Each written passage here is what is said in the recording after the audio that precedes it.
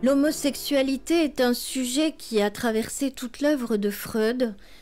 Du vivant de Freud et jusqu'à aujourd'hui, il a provoqué de nombreuses controverses dont vous dites qu'elles n'ont absolument pas lieu d'être. Absolument. Absolument, parce que c'est le type même de débat stérile entretenu par des gens qui manifestement n'ont pas lu Freud. La réalité, c'est que pendant plus de 40 ans, le sujet de l'homosexualité a été évoqué par Freud. Et le sujet a, comme toute la pensée de Freud, évolué évidemment au cours de ces 40 années et plus. D'ailleurs, jusqu'à son tout dernier ouvrage, demeuré inachevé, l'abrégé de psychanalyse. Alors, remontons au début. Tout commence en 1905 avec les 3 essais, c'est ça? Non, non, tout commence plus tôt. Les toutes premières hypothèses à propos de l'homosexualité sont formulées par Freud dans sa correspondance avec Fliess. Correspondance, je vous le rappelle, qui démarre en 1887. Et c'est seulement ensuite que le sujet a été publiquement exposé, si on peut dire, dans les 3 essais sur la théorie sexuelle. Et là, ça a été le grand scandale.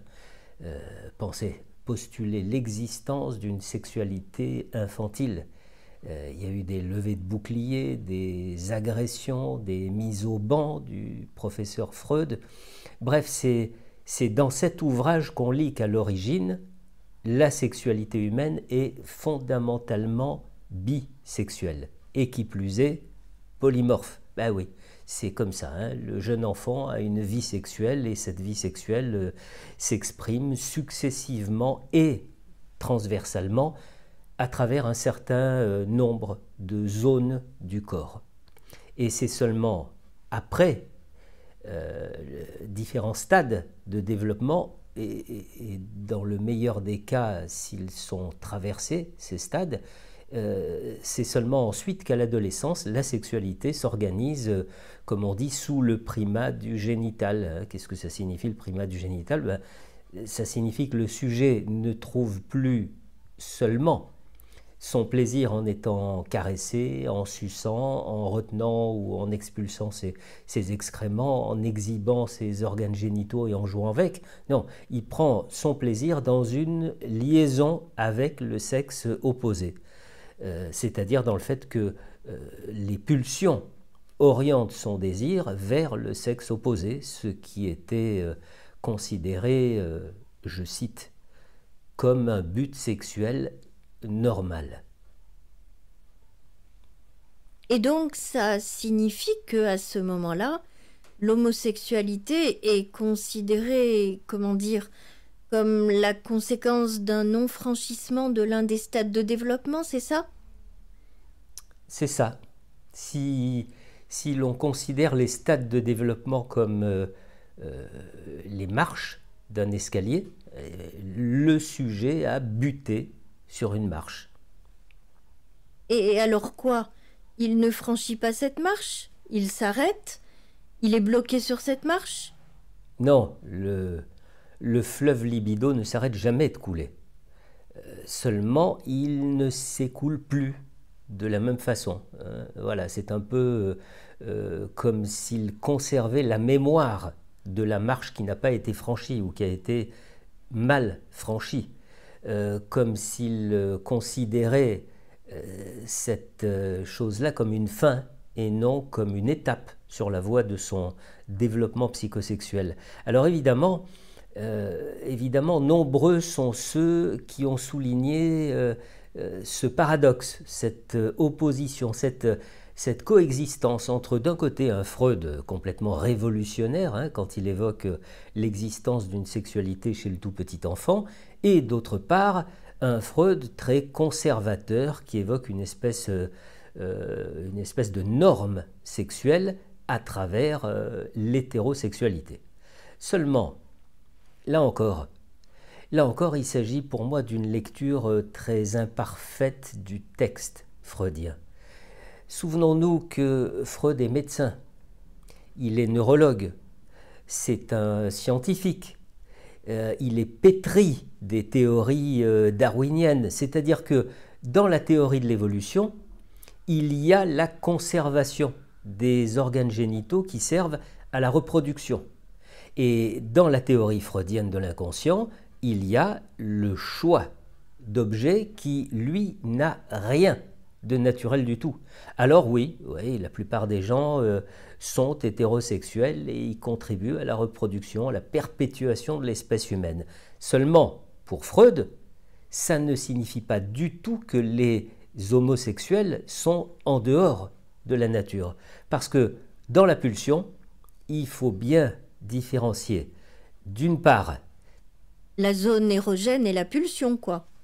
Je dirais la zone érogène, d'une part, et l'objet de la pulsion, d'autre part.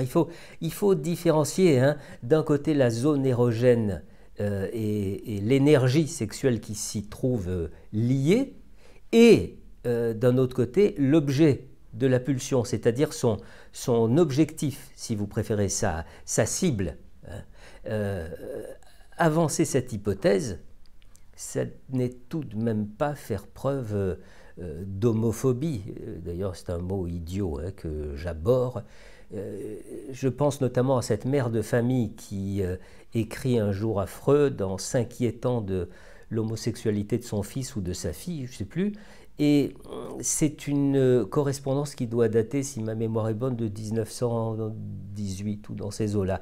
Et à cette mère de famille, Freud répond que l'homosexualité n'est ni un avantage, ni quelque chose dont on doit avoir honte. Il écrit que ça n'est ni un vice, ni une dégradation. Et il ajoute, et on ne peut pas non plus la classer parmi les maladies. Hein. Ce que le sinistre DSM, hein, je me permets de le préciser, ne s'est pas privé de faire jusqu'à il y a encore quelques années à peine. Vous êtes passé à 1918, mais il y a d'autres étapes avant cette date dans la réflexion freudienne. Tout à fait. Tout à fait. Il faut se souvenir que Freud, dans ces années-là, commence à concevoir sa théorie du narcissisme. Et l'homosexualité est alors considérée comme une espèce de stase. Voilà, une stase libidinale. Vous voyez, je fais référence à Wilhelm Reich et à sa notion de stase. Donc une stase libidinale, quelque chose qui s'arrête et qui stagne sur la route allant du choix d'objets narcissiques au choix d'objets hétérosexuels. Et cette stase pourrait être considérée comme la conséquence d'une défense ? Alors ça c'est l'hypothèse émise par Freud en 1911 ou 1912 quand il se penche sur le cas du président Schreiber, hein, et qu'il fait alors de la paranoïa une défense contre les pulsions homosexuelles. Une défense qui se manifeste parce que le persécuteur désigné par le paranoïaque est une personne représentant potentiellement l'être aimé. Hein, vous savez, c'est le fameux mécanisme du retournement, du renversement. Lui, un homme, je l'aime. Oui, mais ça c'est inadmissible. Hein. Alors ça devient, lui, un homme, je le hais. Mais ça, moralement, c'est tout aussi inadmissible. Alors ça devient, lui, cet homme, me hait. Et donc, j'ai toutes les bonnes raisons de le haïr également. Et le rôle de la mère dans l'histoire ? Évidemment, pour Freud, c'est l'identification infantile à la mère, hein, qui décide du choix homosexuel chez l'homme. D'accord. Et chez la fille ? Et chez la fille, c'est la fixation au père. Hein, et c'est aussi l'impossibilité d'accepter la castration de la mère et donc la différence des sexes. Donc, résumons. Vous disiez au début de cet entretien que seule une vraie lecture de Freud permet de dépasser les débats stériles et les accusations infondées. Eh bien voilà, nous y sommes. Hein. C'est-à-dire si vous dessinez une espèce de frise chronologique de la réflexion de Freud sur le sujet de l'homosexualité, on met donc en lumière les étapes que nous venons de voir successivement. C'est-à-dire d'abord les premières hypothèses partagées avec l'ami Fliss. Ensuite, la bisexualité. Ensuite, le narcissisme et le choix d'objets.